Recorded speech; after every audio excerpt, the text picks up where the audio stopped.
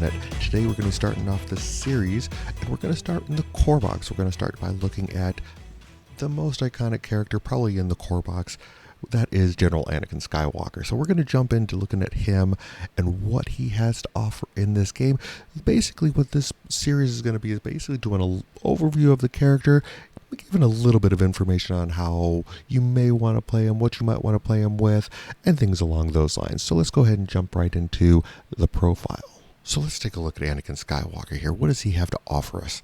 Well, Anakin Skywalker, he's a 7-point cost character. He comes with 4 Force. This is all pretty well known with Anakin Skywalker. He is a 1 primary unit.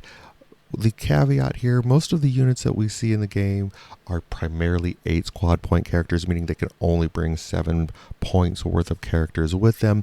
Anakin comes in at 7, and because of that, he does get that additional Force. Like a lot of times when we see characters with 8, they come with 3. 9 characters that are 9 squad points sometimes come with only 2 Force. So it really kind of is a balance there as far as the power level of characters they can bring with them versus the amount of Force that they can bring. Anakin, he's he's a very powerful character though, and we're going to go ahead and take a look at why he's so powerful by jumping into his character card. Let's take a look. So there's not a whole lot to say here in regards to a couple of his abilities. Looking at like Force Jump, that's something that we see on a lot of characters. Basically, you pay Force, you get that small movement, either going with a dash or a movement, a jump, a climb, something along those lines. With this one, he gets a jump so he can change elevations, which is very nice if you're trying to get him into positions. And as we're going to see as we kind of go through all of this, moving Anakin from one position to another, getting him into the right place to utilize his entire kit is very, very important. And I'm going to talk to you, once we go through a couple of things here, we're going to talk about maybe some other things we can do to kind of get him into position. The other thing that I want to look at with him is his deflect ability. This is something we're going to see on a lot of other characters as we go through this series. Deflect basically when a character is being targeted by a range attack. If there's a fail in there, they can basically make the attacker suffer 2 damage. The really nice ability here, there has to be a fail. It has to be a range attack, so this doesn't work in melee, but it is very nice to basically kind of soften up maybe one of those characters that might be attacking Anakin, which is very important when we're going to talk about the rest of his kit here. Looking at his other 2 abilities that are unique to him, that we aren't going to see anywhere else. The first one is I'm going to end this. Now, it does cost 2 Force, but it is a very powerful ability, and it has changed from the conception of the game. I'm going to end this does cost 2 Force, but basically after he makes a combat action, he can use this ability, which is really cool. So that's the first caveat to this. He has to make a combat action and then use this ability. Basically, he can change his stance cards, and we're going to take a look at both those stance cards here in a minute. Just you be patient. But you can change his stance cards from one side to the other, and then he can make an attack. Another caveat here, it has to be a melee attack. And this is where positioning becomes very important with Anakin, because you want to make sure that you're able to utilize this as another one. Now, of course, you can always use this on the character that you just attacked.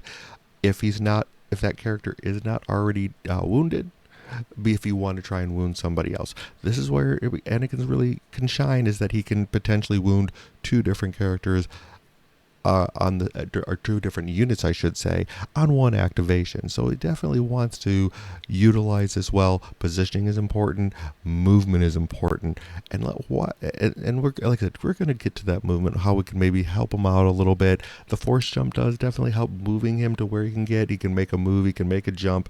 That's two movements that he can kind of do to kind of get him in place, but maybe he needs a little bit extra, if it's early in the game or something along those lines, or to get him in a place where maybe he can make 2 different attacks without having to do a lot of movement. We'll take a look at that. But where he really shines is his updated identity. This is where the fun begins, and I'm telling you what, this is a lot of fun. So basically what this time is, each time a character in this unit wounds an enemy unit, primary, secondary, support, it doesn't matter. If he wounds a unit, you refresh a Force. Now that's where it's kind of nice, because if you can wound 2 people with his I'm going to end this, if you wound 1 and then use I'm going to end this to wound another one, you just got all your Force back. Not always going to happen. He's very dicey, and it is going to be a very dice dependent thing. There's not really dice fixing in Galactic Republic. You probably could bring something to maybe dice fix a little bit, but there's not a lot there. Also, there's not a lot of adding dice going on here either. So really it is very dependent on the dice that he's particularly rolling.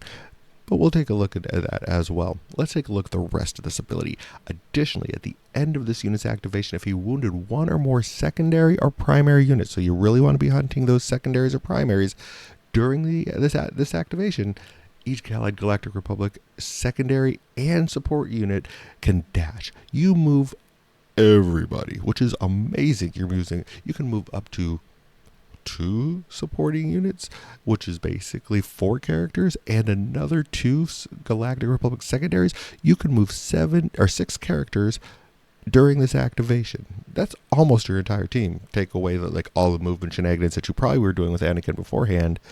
So very, very good, very powerful to get people onto points, move people onto points, and making sure that you're getting all of your people where they are. So a little forgiving if you misplace some of your characters as far as your placement of them. So definitely something to look into there. Now, additionally, if this unit wounds 1 or more primary units during the activation, you can move the struggle token 1 space towards your momentum token. So not only are you refreshing force, not only are you moving all of your characters, but if you had a primary, you're also moving that struggle token on top of adding adding a momentum token for each wound that you got. He really is a game changer as far as this goes.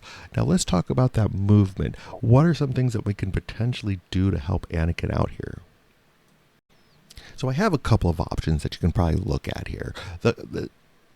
First off, and probably your most typical one that you're going to see, is probably going to be Captain Rex. Captain Rex has an active ability that at the start of his activation, you can choose any Galactic Republic character, any other Allied Galactic Republic character, or himself, and that chosen character can dash and then gain a hunker token. And that's global. You don't have to be in a certain range or anything like that. Rex is a pretty solid choice, and probably is typically what you're going to see with him most of the time. You can also use Padawan Ahsoka Tano with her active ability of Racia, where again she can take an Allied Galactic Republic primary or a Jedi primary unit. Anakin is both of these, and that chosen character can dash as well. So you have 2 different characters that can dash on their activation. So if Anakin, you need to put him in reserve, so you're not using him early in the game, and then you pull one of these 2 characters, by all means you can do that. Now, the other thing that you can look at is after you make that first attack, if you bring the ARF troopers, they have something called supporting fire, and what that does is when a character and another Galactic Republic unit makes an attack as part of a combat action, after the attack resolves, you can use supporting fire, and then they can go ahead and dash him as well. So that might be something if you make an attack, but you really need to get Anakin into a very specific place to make his second attack because you've already wounded somebody, you definitely can use the supporting fire. Caveat here that you need to be aware of: the attacking character has to be within range 5. So that is very important. Placement again is very important. You need your ARF troopers to be in a place where they can see Anakin, where they can be within range 5 of Anakin. Range 5 is a lot, but you still need to be careful on that one. So let's take a look at his stance cards and see what we can do with that.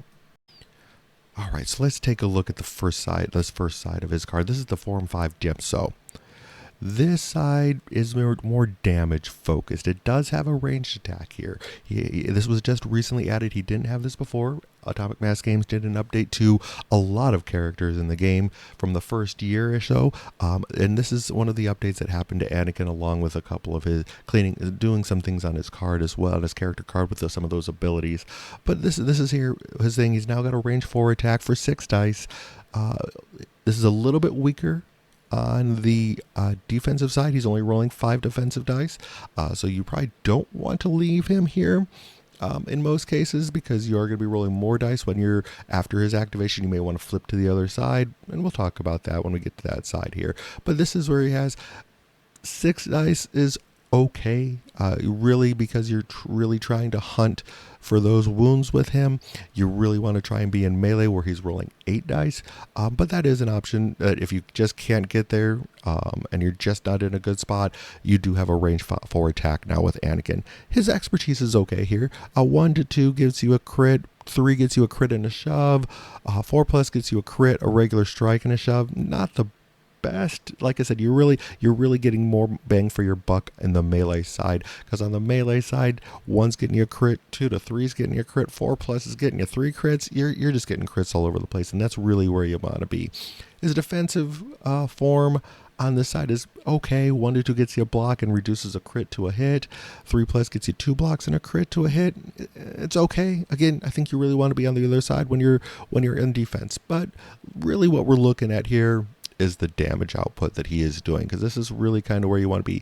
And Anakin's really dice dependent. You really need him to be successful in order to take advantage of this kit. And this is kind of where the damage comes into play. On 3 successes with like 8 dice in melee, you can probably get there as long as you're selecting the right target. You're doing basically 7 damage in a strain. That can potentially be 8, and we'll talk about ways that you can get there. But really, you're basically at 7 damage in a strain. That doesn't wound much right now. You really want to get to that 4, especially because he has a jump, so that can help you move somewhere so that you can do I'm going to end this if you're not in position to attack a different character. A good thing to do here is that full tree is really amazing because you also get a reposition and a shove. But really, you're looking at the front end of this tree and trying to get some damage there. And let's go ahead and look at the other side of the stance card and see what that has to offer us. And here's his Form 5 Shin side. This one's a little different, as you can see already. Only 5 successes down the tree, not as much damage. More shoves going on here. This one doesn't have a range attack. And as I was saying before, 6 dice here. So he's rolling a little bit better defensive dice on the side. But to offset that, he's rolling less attack dice. No range attack, as I was saying, and only 7 attack dice in melee. Melee expertise is not as good. You got 1 gets you a strike, 2 to 3 gets you a crit and a strike, 4+ gets you 2 crits and a strike. So not as good. If you're looking for that damage, you're really looking to be on the other side. The defensive form expertise is significantly better. 1 expertise gets you a block and a crit to a strike. 2 to 3 gets you 2 blocks, a crit to a strike. 4+ gets you that 3 blocks and a crit to a strike. So much better defensive expertise. Really kind of where you want to have him. When you end his activation, if you have the ability to flip to this one, really kind of what you're going to want to do there. But this, again, is kind of just more movement shenanigans, maybe a couple conditions, maybe a couple heals. Like you could have 3 shoves on 3 successes if you go that bottom route, which is crazy good. That's basically just pushing somebody completely into oblivion. You also have a reposition on 4. So there's some good stuff going on there.